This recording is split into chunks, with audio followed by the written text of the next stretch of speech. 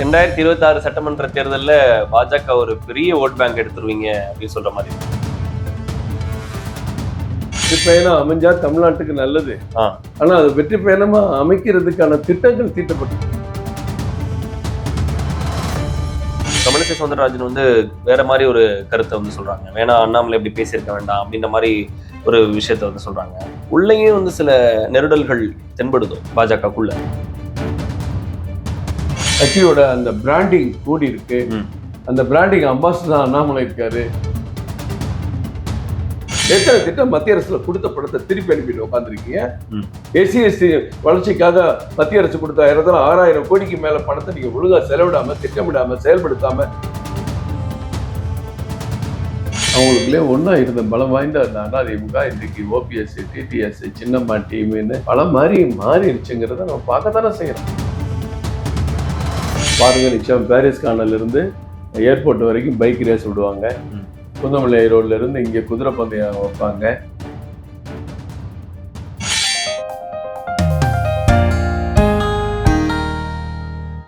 ஜீ Tamil news நேயர்களுக்கு வணக்கம். இன்றைய டாக் நிகழ்ச்சிக்கு உங்களை வரவேற்கிறேன். இன்று நம்முடைய சிறப்பு விருந்தினர் பாஜகவினுடைய மாநில துணைத் தலைவர் திரு கரு நாகராஜன் அவர்கள். அவரிடம் பேசலாம். சார் வணக்கம். வணக்கம். நல்லா இருக்கீங்களா சார்? நல்லா. உங்களுடைய தலைவர் வெளிநாடு பயணம் போயிருக்கிறாரு. அதே நேரத்துல முதலமைச்சரும் வெளிநாடு பயணம் போயிருக்கிறாரு. கட்சிக்குள்ள செயல்பாடுகள்லாம் வந்து எப்படி நடக்க போகுது, தலைவர் வந்து வெளியூர் போயிருக்கும் போது உள்ள சில பிரச்சனைகள் ஏற்படலாம் அப்படின்னு விமர்சனம் செய்யப்படுது.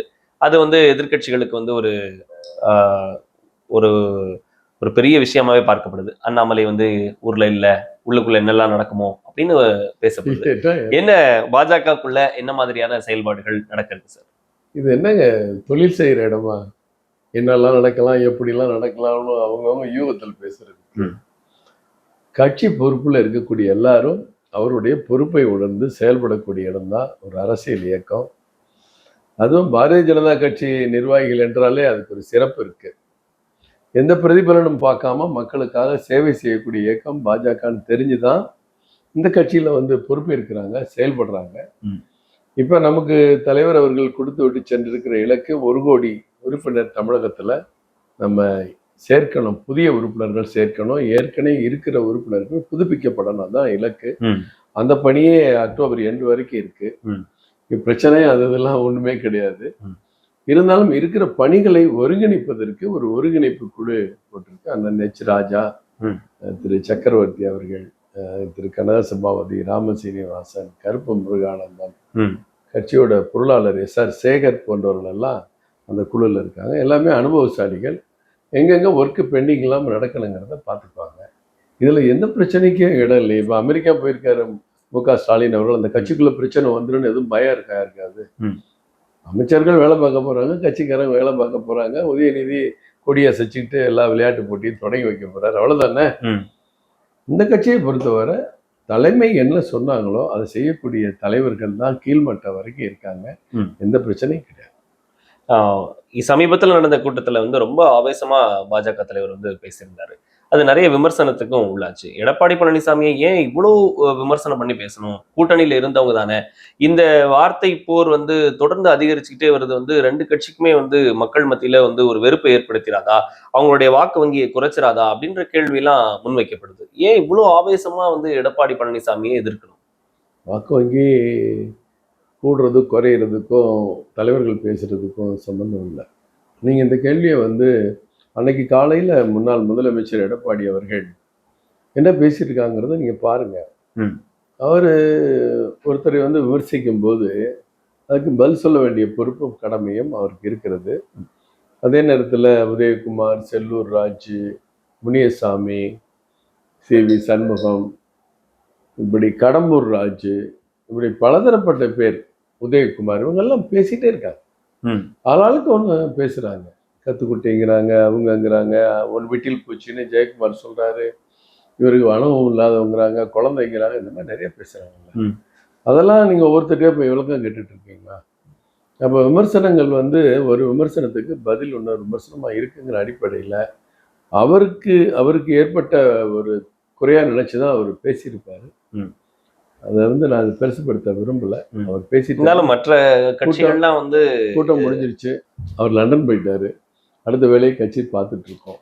அவர் பேசுனதை திருப்பி திருப்பி உங்க மாதிரி ஊடகங்கள் தான் இப்ப பேசிட்டு இருக்கு. நாங்க யாரும் பேசுறது இல்ல அது ஒரு பெரிய வைரலான ஒரு விஷயம் ஆயிடுச்சு. எடப்பாடி பழனிசாமி பார்த்த ஒரு கிணற்று தவளை முடியாத அவரால அன்னைக்கு காலையில கூட முன்னாள் முதல்வர் அண்ணன் எடப்பாடி பேசியிருக்கிறாரு. அது ஒண்ணுமே தெரியாது, ஏதோ ஒரு வழியில பதவி வாங்கிட்டு வந்தாரு, ஏர்போர்ட்ல போகும்போது ஒண்ணு பேசுவாரு, வரும்போது ஒண்ணு பேசுவாரு, பொய்யா பேசுவாரு, இதெல்லாம் சொல்லத்தானே செய்யறாரு. இல்ல அந்த மாதிரி சொல்றதுக்கும் நேரடியா வந்து கிணற்று தவளை அப்படின்னு விமர்சிக்கிறதுக்கும் ஒரு சின்ன டிஃபரன்ஸ். நீங்க அன்னைக்கு நாணய வெளியீட்டுல முதலமைச்சர் வந்து திமுக தலைவர் பேசும்பொழுது ராஜ்நாத் சிங் பேசினாங்க, எங்க தலைவர்லாம் கலந்துக்கிட்டாங்க. அதை எடப்பாடி பழனிசாமி அவர்கள் கள்ள உறவு, அந்த உறவு, திமுக பாஜக அவர்களும் பேசினார். அதுக்கு அடுத்த நாள் காலையில திருவொற்றியூர்ல சங்கர் என்ற திமுக நிர்வாகியோட இல்ல திருமண விழாவில் முதலமைச்சர் பேசுறது கொஞ்சம் போட்டு பாருங்க. அது என்னெல்லாம் பேசியிருக்கிறாரு, எந்த வார்த்தையெல்லாம் பயன்படுத்தியிருக்காரு நீங்க பேசி பாருங்க. அரசியல்ல சில நேரங்கள்ல சில வார்த்தைகள் வந்து கண்டிப்பா இந்த விஷயம் ஒரு முக்கியமான விஷயம். இந்த நாணய வெளியீட்டு விழாவுக்கு பிறகு பாஜகவுக்கும் திமுகவுக்கும் வந்து ஏதோ ஒரு புது உறவு இருக்கு போல இருக்கு, ரொம்ப இணக்கமான சூழலா இருக்கு. ஆளுநர் தேநீர் விருந்த வந்து திமுக புறக்கணிக்குது, ஆனா தமிழ்நாடு அரசு கலந்துக்குது. இதுல எல்லாம் ஒண்ணுதானே, அவர்தான் திமுக தலைவர், அவர்தான் முதலமைச்சர், எல்லா அமைச்சர்களும் போயிருக்கிறாங்க, ஆனா திமுக புறக்கணிக்குதே, இதுல ஏதோ ஒரு மர்மம் இருக்கோ அப்படின்னு தொடர்ந்து விமர்சனங்களை வச்சு ஒண்ணுன்னு எப்படி சொல்ல முடியும்? சட்டமன்றம் வேற, அறிவாலயம் வேற இல்லையா? அறிவாலயத்தில் எடுக்கிற எல்லா முடிவுகளையும் சட்டமன்றத்தில் எடுக்க முடியுமா? அதனால அவங்க அரசு கட்சி வேற வேறேன்னு சொன்னாங்க. அதே இதை தான் நம்ம நாணய வெளியீட்டு விழாவிலையும் பிஜேபியும் பார்த்தாங்க. மத்திய அரசு செய்யக்கூடிய ஒரு நற்பணி, ஒரு மறைந்த தலைவருக்கு ஒரு கௌரவம் கொடுக்குறாங்க. அதுல மத்திய அமைச்சர், மூத்த அமைச்சர் ராஜ்நாத் சிங் கலந்துக்கிறாங்க. அவர் கலந்துக்கும் போது இங்க இருக்கிற பாஜக தலைவர்கள், அமைச்சர்கள் நிச்சயமா கலந்துக்கணும். அந்த அடிப்படையில் அமைச்சர் முருகன் அவர்களும் மாநிலத்தில் அண்ணாமலை அவர்களும் கலந்துக்கிறாங்க. இதை ஒரு கள்ள உறவு, அந்த உறவுன்னு ஒரு கூட்டத்துல வச்சு நெருங்கி வந்துட்டாங்க போயிட்டாங்கன்னு எப்படி சொல்ல முடியும்? அதற்கு அடுத்த நாளே திமுகவை பத்தி எங்க தலைவர் விமர்சனம் வைக்கத்தான் செய்யறாரு, கண்டன அறிக்கை கொடுக்கத்தான் செய்யறாரு. பாரத பிரதமரும் முதலமைச்சர் அவர்களும் பல நிகழ்ச்சியில கலந்துருக்காங்க. விளையாட்டு போட்டி தொடங்கி வைக்கிறதுல கலந்துருக்காங்க, விமான நிலைய விரிவாக்கத்துல கலந்துருக்கிறாங்க, பல்வேறு நிகழ்ச்சியில கலந்துருக்காங்க. ஒரு நிகழ்ச்சியில கலந்த உடனே ஒரு கட்சி நெருங்கி வருது அப்படி தவறான உறவுன்னு சொல்லும் போது அதுக்கு அந்த திமுக தலைவர் என்ன பதில் சொல்லிருக்கா நீங்க பாருங்க. அதிமுக பத்தின விமர்சனங்களை வந்து தொடர்ந்து முன் வச்சுக்கிட்டே வர்றதுக்கு ரீசன், ஆனா ஒரு பக்கம் வந்து ஜெயலலிதா அவர்களை வந்து பெருமையா பேசுறது, எம்ஜிஆர் பெருமையா பேசுறது, ஆனா எடப்பாடி பழனிசாமி வந்து இந்த தலைமைக்கு சரியானவர் இல்ல அப்படின்றத தொடர்ந்து அண்ணாமலை வந்து முன் வச்சுக்கிட்டே இருக்கிறாரு. அங்க இருக்கக்கூடிய மக்களை வந்து பாஜக பக்கம் இழுப்பதற்கான ஒரு வழியும். மக்கள் சக்தி எந்த அளவுக்கு இருக்குங்கிறது தான் அளவுகோல். முதலமைச்சர், முன்னாள் முதல்வர் டாக்டர் புரட்சி தலைவர், புரட்சி தலைவி அவர்களோட அளவுக்கு மக்கள் சக்தி இல்லைங்கிறது தான் அரசு. எப்படிங்க பாஜக வளரும்? பாஜக தொண்டர்களுக்கு ஒரு உற்சாகம், வெற்றியை நோக்கி நம்ம போயிட்டு இருக்கோம். அது பாராளுமன்றத்தில் நிரூபிக்கப்பட்டிருக்கு. இந்த தேர்தலில் 81 சட்டமன்ற தொகுதியில பாஜக 2வது இடம், அண்ணா திராவிட முன்னேற்ற கழகம் 3வது இடம். சென்னையில 3 தொகுதியில நீங்க பாருங்க, தென்சென்னையில டெபாசிட் போச்சு அதிமுகவுக்கு, நம்ம 3 லட்சம் ஓட்டு வாங்குறோம். மத்திய சென்னையில டெபாசிட் போச்சு அதிமுக கூட்டணிக்கு. அப்ப நம்ம வளர்ச்சி அடைஞ்சிருக்கோமா இல்லையா? பாஜக அந்த வளர்ச்சியை மேலும் மேலும் வளர்ச்சி செஞ்சு ஒரு திராவிட மாடலுக்கும் தேசிய மாடலுக்கும் போட்டி எப்படி உருவாக்குறது? திமுக 5 வருஷம் இருக்கும், இவங்களை மக்கள் தூக்கி எறிஞ்சிட்டா அதிமுக வந்துடும், அதிமுக தூக்கி எறிஞ்சிட்டா திமுக வந்துடும். இதுதானே 57 வருஷம் பார்த்துட்டு இருக்கோம். 2026 சட்டமன்ற தேர்தலில் பாஜக ஒரு பெரிய ஓட் பேங்க் எடுத்துருவீங்க அப்படின்னு சொல்ற மாதிரி இருக்கு. ஒன்றும் சந்தேகம் இல்லையே. 3% 4% இருந்தது, 10% ஆச்சு. இன்னைக்கு 10%, ஆவரேஜ் 20% ஆயிருக்கு. கூட்டணிக்கு 18.9%, பாஜக மட்டும் 12%, சென்னையில 26%, 27%, மதுரை, திருச்சி, திருநெல்வேலி, கன்னியாகுமரி, கோயம்புத்தூர், கொங்கு மண்டலத்துல பல தொகுதிகள்ல நம்ம மிகப்பெரிய ஓட் பேங்கை காட்டியிருக்கோம் இல்லையா? அப்போ 2026 வந்து பாஜக ஆளுங்கட்சி ஆகுமா, எதிர்கட்சி ஆகுமா? பாஜகவினுடைய தேசிய ஜனநாயக கூட்டணி ஆட்சி தமிழ்நாட்டில் நடக்கும் 2026. நிச்சயம், அதுல சந்தேகமே இல்லை. கண்டிப்பா. அமெரிக்கா நீங்க உங்களை மாதிரி வாக்காளர்கள்லாம் மாறி வருவீங்க, இளைஞர்கள் மாறி வருவாங்க, பெண்கள் உன்னிப்பா கவனிக்கிறாங்க. ஏறத்தாழ 4 முனை போட்டி 5 முனை போட்டியா இருந்தா இன்னும் எங்களுக்கு எளிதா இருக்கும் அப்படின்னு நாங்க நினைக்கிறோம். கண்டிப்பா. பாஜகவினுடைய வளர்ச்சி அண்ணாமலை தலைமையேற்ற பிறகு எப்படி இருக்குன்னு நினைக்கிறீங்க? இதுல அவர் தான் ப்ரூவ் பண்ணியிருக்காரு. இது எப்படி இருக்கு இப்ப நீங்க சொன்ன அந்த பர்சன்டேஜ் எல்லாம் அண்ணாமலை வந்ததுக்கு பிறகு நடந்தது அப்படின்னு சொல்றீங்க. எல்லாம் ஒரு சேர வளருங்க. ம். ஆளும் வளரணும், அறிவும் வளரணும் மாதிரி. ஒரு வீட்டுல குழந்தை வளர்றது நமக்கு தெரியாது. ம். திடீர்னு ஒரு 3 வருஷம் கழித்தா நம்ம பையனை எவ்வளவு பெரிய ஆளா இருப்பான். அவன் படிக்க படிக்க ஆளும் வளர்ந்துட்டு இருப்பான். அந்த மாதிரி கட்சி இன்னைக்கு மக்கள்கிட்ட புகழ் கிடைச்சிருக்கு, பெருமை கிடைச்சிருக்கு. கட்சியோட அந்த பிராண்டிங் கூடி இருக்கு. அந்த பிராண்டிங் அம்பாசிடர் அண்ணாமலை இருக்காரு. இன்னைக்கு அவர் எல்லா இடத்துலும் போயிருக்காரு. எண்மண்ணின் மக்கள் பயணத்தை போனாரு. கிராமங்கள்ல இருக்க இளைஞர்கள்லாம் பல பகுதியில் இன்னைக்கு ஒரு மாற்றம் வந்திருக்கு. ஏற்கனவே ஐயா முருகன் ஐயா அவர்கள், டாக்டர் தமிழிசை அம்மா அவர்கள், அவங்கெல்லாம் கட்சி அவங்கவுங்க வேலையில அவங்கவுங்க சூழ்நிலைக்கு ஏற்ற கட்சியை வளர்த்துக்கிட்டே இருந்தாங்க. இப்ப இன்னும் கொஞ்சம் கூடுதல் வாய்ப்பு இன்னைக்கு உருவாயிருக்குங்கிறது தமிழ்நாட்டுல ஒட்டுமொத்த அரசியல் கட்சிகளுக்கும் தெரியும். திமுகவினுடைய இந்த ஆய்வு கூட்டத்துல என்ன கேட்டிருக்காங்க, எப்படி பாஜக இத்தனை பூத்துல ஃபர்ஸ்ட் பிரைஸ் வந்துச்சு, ஃபர்ஸ்ட் இடம் வந்துச்சு, இத்தனை பூத்துல முதலிடம் எப்படி வந்துச்சுன்னு முதலமைச்சர் கேட்டிருக்காரு. பல இடங்கள்ல சென்னையில பாத்தீங்கன்னா இன்னைக்கு ஒரு 123வது வார்டு மயிலாப்பூர்ல அப்படின்னா திமுக 10,271 ஓட்டு அந்த வார்டுல 48 பூத்துல, பிஜேபி 9,745 ஓட்டு, 261 ஓட்டு தான் வித்தியாசம். பல பூத்துகள்ல நம்ம 500, 400, திமுக 121, ஏடிஎம்கே 66, குறிப்பிட்ட பூத்துகள் எல்லாம் அந்த அளவுக்கு வளர்ச்சி இருக்கு. இன்னும் நம்ம பழைய மாதிரி கால் ஒன்ற முடியாது, வேறொன்ற முடியாது நம்ம சொல்ல முடியுமா? 81 சட்டமன்ற தொகுதியில 2வது இடம் வந்த பிறகு, 12 பார்லிமெண்ட்ல 2வது இடம் வந்த பிறகு ஏடிஎம்கே 3வது இடம் போயிருக்கு. தொடர்ந்து ஆளுங்கட்சியா இருக்கக்கூடிய ஏடிஎம்கே 3ஆம் இருக்கக்கூடிய இடத்துல இன்னைக்கு திமுக ஆளுங்கட்சி ஆனதுனால முதலிடத்துல இருக்கு, நம்ம 2வது இடத்துல இருக்கோம், அவங்க 3வது இடத்துல இருக்கோம். அப்ப நம்ம கட்சி வளர்ந்துருக்கா வளரலையா? அதிமுகவோட நீங்க ஒரு பதில் சொல்லுங்களேன். இல்ல நீங்க சொன்ன பர்சன்டேஜ் வந்து நான் எடுத்துக்கிறேன். ஒரு கிராஜுவலான வளர்ச்சியை நோக்கி பாஜக போயிட்டு இருக்கு அப்படின்னு வச்சுக்கிட்டாலும் கூட, இது வந்து அவங்க என்ன சொல்றாங்கன்னா அதிமுகவோட இருந்ததுனாலதான் பாஜகவுக்கு இந்த வளர்ச்சி அப்படின்னு சொல்றாங்க. இப்ப தனித்து வந்து அண்ணாமலையால போட்டிட்டு முடியுமா, தனியா அவங்களால ஜெயிச்சிட முடியுமான்ற விமர்சனத்தை தொடர்ந்து வச்சுட்டு இருக்கு. சொன்னதெல்லாம் தனிச்சுதானே பேசியிருக்கோம். கூட்டணி பத்தியா நான் பேசினேன்? கூட்டணி பத்தி பேசலையே. நான் வாங்கின ஓட்டுக்கள் இப்ப வந்ததெல்லாம் தனிச்சு தானே.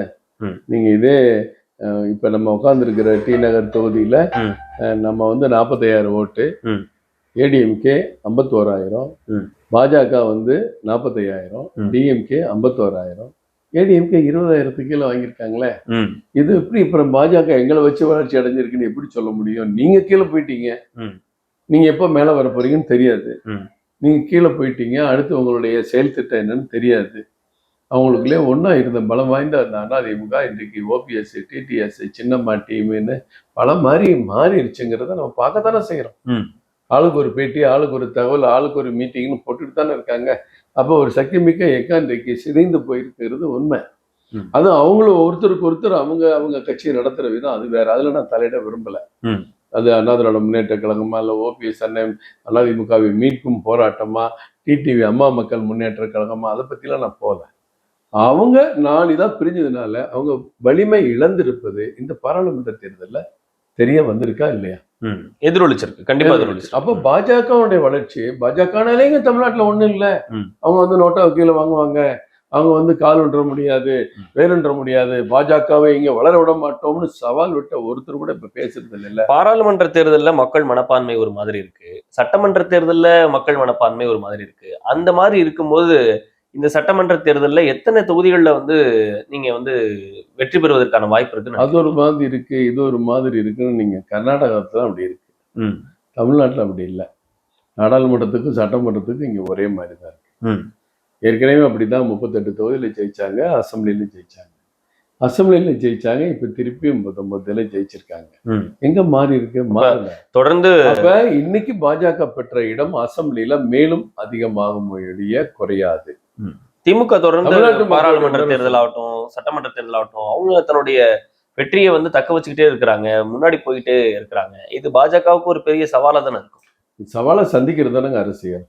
எல்லா இடத்துலயும் என்ன ரெட் கார்பெட் போட்டு வாங்க உட்காருங்க, பதவியில எடுங்க, அமைச்சர் பதவின்னு யாராவது சொல்லுவாங்களா? போராடி தான் ஜெயிக்கணும். அதான் ஜனநாயகம். அதிமுகவினுடைய இந்த தோல்விக்கு உட்கட்சியில இருக்கக்கூடிய பிரச்சனைகள் தான் காரணமா நீங்க சொல்றீங்க? இருக்கலாம். அவங்கள்ட்ட ஒரு வலிமையான தலைவர் இல்லைங்கிற ஏக்கம் இருக்கலாம். அதிமுகவை பார்வையோடு பார்த்த மக்களுடைய பார்வை இன்றைக்கு மாறி இருக்குன்னு இருக்கலாம். நிறைய இடங்கள்ல நாங்கள் அதிகமாக வாங்கியிருக்க இடத்துல எல்லாம் அவங்க ரொம்ப கம்மியாக வாங்கியிருக்காங்க. முன்னாள் அமைச்சர் ஜெயக்குமார் அண்ணனுடைய மகன் தென்சென்னையில் போட்டியிட்டார், டெபாசிட் போச்சு. திமுக வேட்பாளரை விட ஓட்டு வாங்கினது தப்பு இல்லை, ஏன்னா அவங்க வெற்றி பெற்றிருக்காங்க. ஆனால் 2வது இடம் பெற்ற பாஜகவை விட 1,20,000 ஓட்டு குறைவா வாங்கியிருக்காங்கல்ல. அப்போ அவங்க இடத்த தக்க வைக்கிற இடத்த இழந்துட்டதான செய்யறாங்க. அந்த இடத்துல ஒரு மாற்று சக்திங்கிறது பிஜேபி இந்த அளவுக்கு இல்லை. டிஎம்கேக்கு அடுத்து ஏடிஎம்கே தான் வரும். இந்த வட்டம் நீங்க ஜெயிச்சுக்கோங்க, அடுத்த வட்டம் நாங்க ஜெயிச்சுக்கிறோம். அதுதானே உங்களுக்கு எழுதப்படாத விதியா தமிழ்நாட்டில் இருந்தது. அந்த மாற்றம் தான் இப்ப வந்திருக்குன்னு சொல்றேன். அப்ப இந்த திராவிட மாடலுக்கும் தேசிய மாடலுக்குமான போட்டி இந்த தேர்தலில் ரொம்ப கடுமையா இருக்கும் அப்படின்னு எதிர்பார்க்கலாம். நிச்சயமா நிச்சயமா.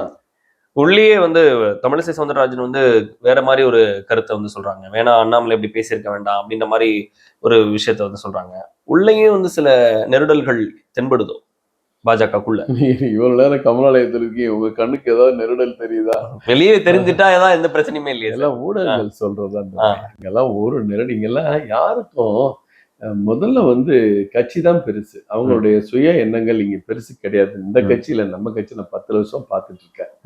வெளியில 1000 பேசலாம். அவங்க அண்ணாமலைன்னு எதுவுமே அவங்க சொல்லலாம். அவங்க பொதுவான கருத்தை ஒரு சீனியர் லீடர், அவங்க ஏற்கனவே 25 வருஷமா பார்ட்டியில் இருக்காங்க. அப்படிப்பட்டவங்க அவங்க சில கருத்துக்களை சொல்லுவாங்க, அவ்வளவுதான். முதலமைச்சர் வந்து அமெரிக்கா போயிருக்கிறாரு, தொழில் முதலீடுகளை இருக்க போறேன் அப்படின்னு சொல்லிட்டு. இந்த செயல்பாடுகளை வந்து பாஜக வந்து எப்படி பார்க்குது? என்ன முதலீடு இருக்க போயிருக்காரு என்னன்னு தெரியல. ஏன்னா இப்ப டிவி செய்தியை நான் பார்க்கும்போது 50 கோடி முதலீடு, 150 கோடி முதலீடு, 70 கோடி முதலீடுன்னு சொல்லிட்டு இருக்காங்க. நம்ம ஊர்லயே இன்னைக்கு பட்டியல் வந்திருக்கு, உலக பணக்கார வரிசையில யார் இருக்கா, யாருடைய பணம் எவ்வளவு சொத்து அப்படின்னு.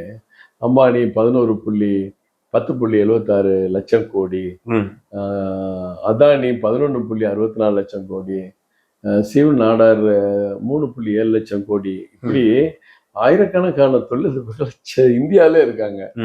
இவங்க போய் வெளிநாட்டுல முதலீடு பண்றாங்க. நம்ம தலைவர் போய் முதலமைச்சர் அங்க போய் 150 கோடி 50 கோடி 80 கோடினா எல்லாம் கூட்டா கடைசியில 2000 கோடி கூட வராது போல.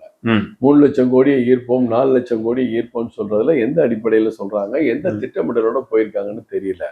ஏற்கனவே இப்படிதான் 10-15 நாள் போயிருந்தாரு, துபாயில நீண்ட நாள் இருந்தாரு.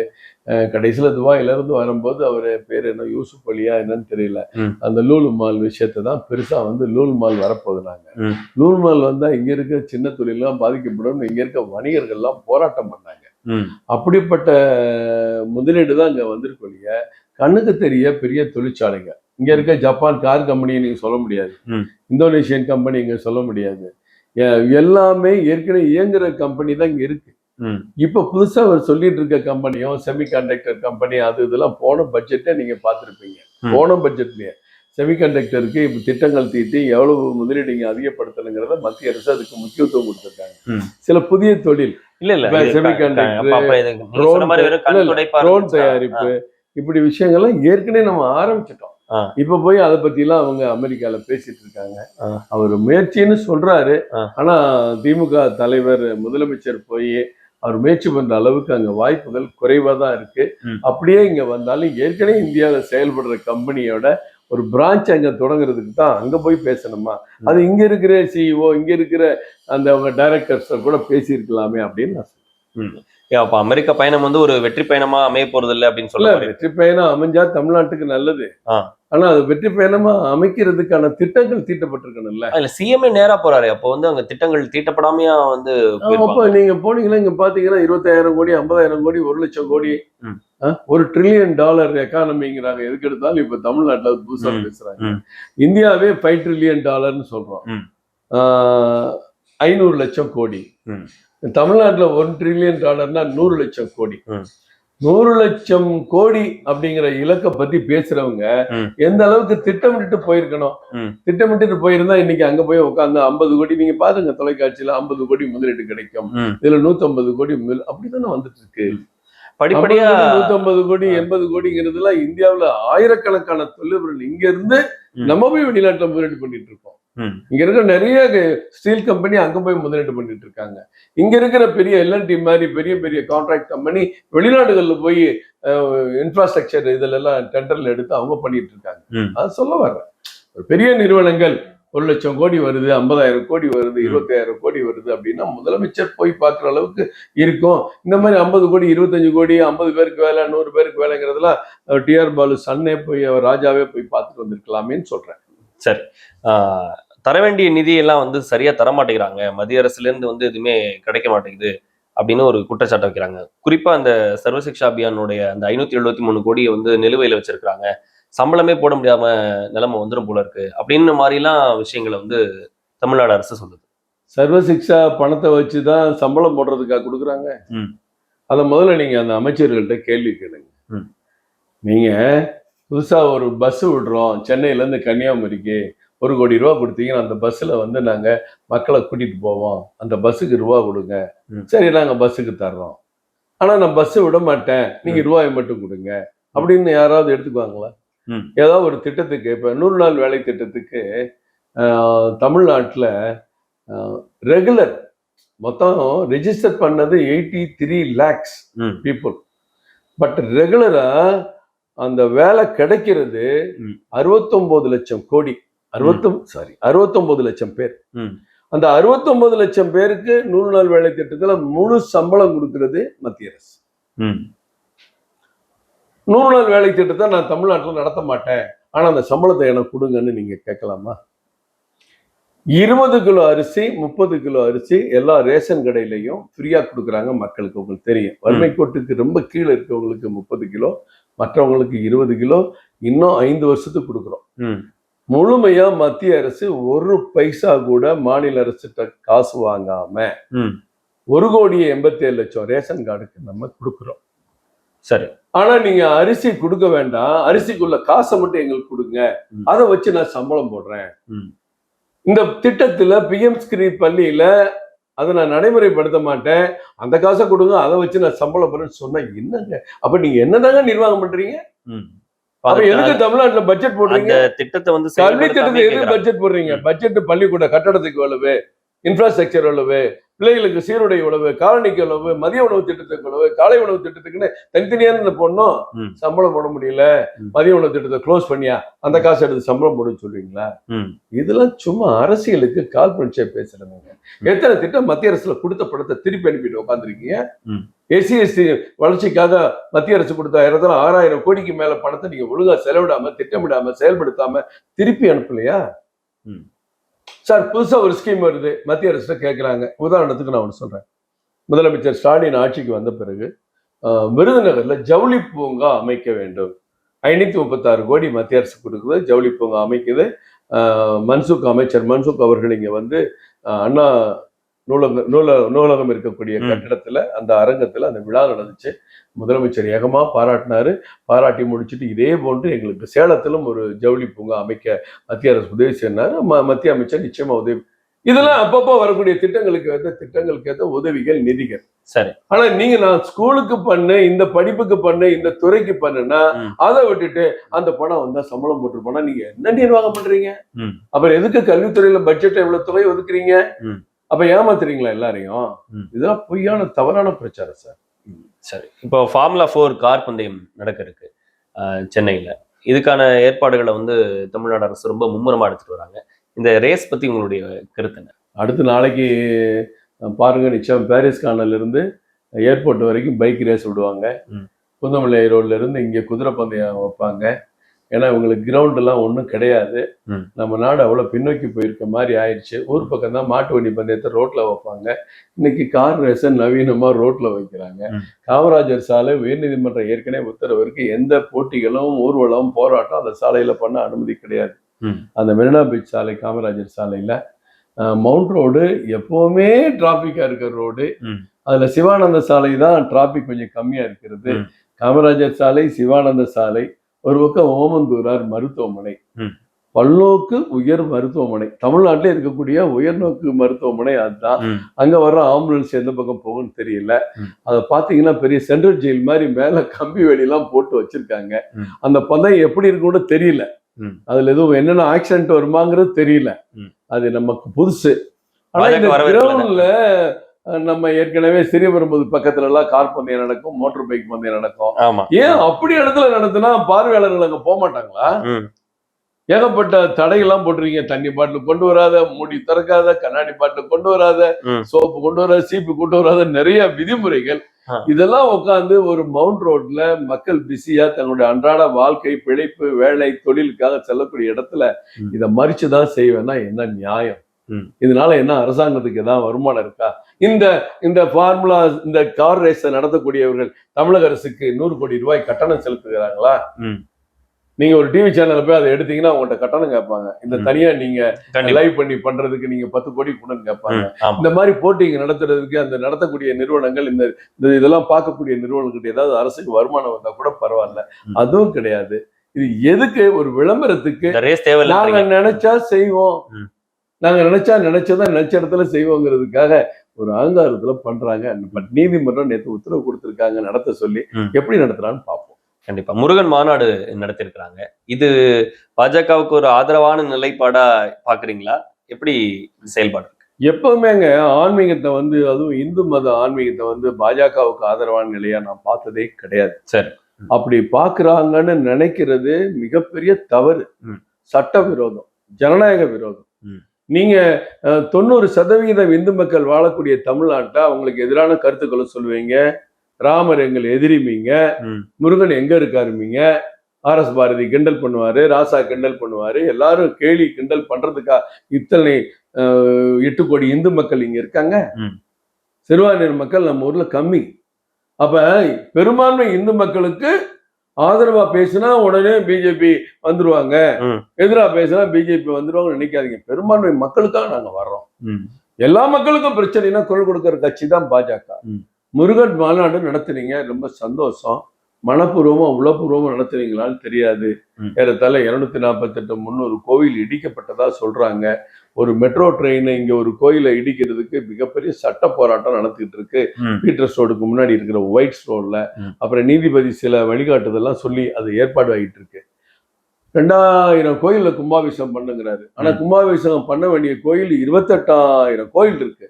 இதெல்லாம் நாங்களும் இங்க இருக்கோம். ஏற்கனவே முதலமைச்சர் சொன்னாரு, இந்த பிரச்சனை எல்லாம் பெருசா பேசும்போது நீ விநாயகர் சதுர்த்திக்கு வாழ்த்து சொல்லல, தீபாவளிக்கு வாழ்த்து சொல்லல அப்படிங்கிறதே ஒரு இந்து மக்களுடைய விரோதம் தானே. எல்லா மதமும் ஒவ்வொரு வகையிலையும் அந்த பெரியவர்கள், அந்த சமூகத்துல தோன்றியவர்கள் வரலாற்றுப்படி எப்படி வணங்கணும், எப்படி கும்பிடணும், என்ன பண்ணணுங்கிறது சொல்லியிருக்காங்க. அந்தபடி கடைபிடிக்கிறாங்க. ஆனா விநாயகர் சதுர்த்தியை மட்டும் நான் வாழ்த்து சொல்ல மாட்டேன், தீபாவளிக்கு மட்டும் வாழ்த்து சொல்ல மாட்டேன்னா அது அவங்களுக்கு எதிரான செயல் தானே. அவங்க மனசை புண்படுத்தாதா? எல்லா மத பண்டிகைகளுக்கும் வாழ்த்து சொல்ல முதலமைச்சர் இந்து பண்டிகைகளுக்கு மட்டும் வாழ்த்து சொல்ல மாட்டேங்கிறாரு அப்படிங்கிறது மனசை புண்படுத்தாதா? இதெல்லாம் நீங்க யாரும் பேச மாட்டேங்கிறீங்க. முருகன் மாநாடு நடத்துறது பாஜகவுக்கு சந்தோஷமா, பாஜகவுக்கு ஆதரவான நிலையா அப்படின்னு பேசுறதுலாம் தவறு சார். இங்க மாதிரி உலகத்துல எந்த நாட்டிலையும் ஒரு இந்து மத ஆன்மீக பண்டிகைகள், பழக்க வழக்கங்கள், கோபுரங்கள் உலகத்திலே கிடையாது. நீங்க வட இந்தியாலாம் போங்க, எத்தனையோ கோயில் இருக்கு. தமிழ்நாட்டில் இருக்க மாதிரி உயரமான கோபுரங்கள், மிகப்பெரிய கோபுரங்கள் எங்கேயுமே நீங்க பார்க்க முடியாது. அப்ப அந்த அளவுக்கு இங்க வாழ்ந்த மன்னர்கள் தங்களுக்கு ஒரு மாளிகை கட்டுறாங்களோ இல்லையோ, ஆளுக்கு ஒரு கோயிலை கட்டுறாங்க. ராஜராஜ சோழன் வழிவந்தவர் தான் சார் அங்கோவட்ல போய் உலகத்துல பெரிய ராமர் கோயில் கட்டினாரு.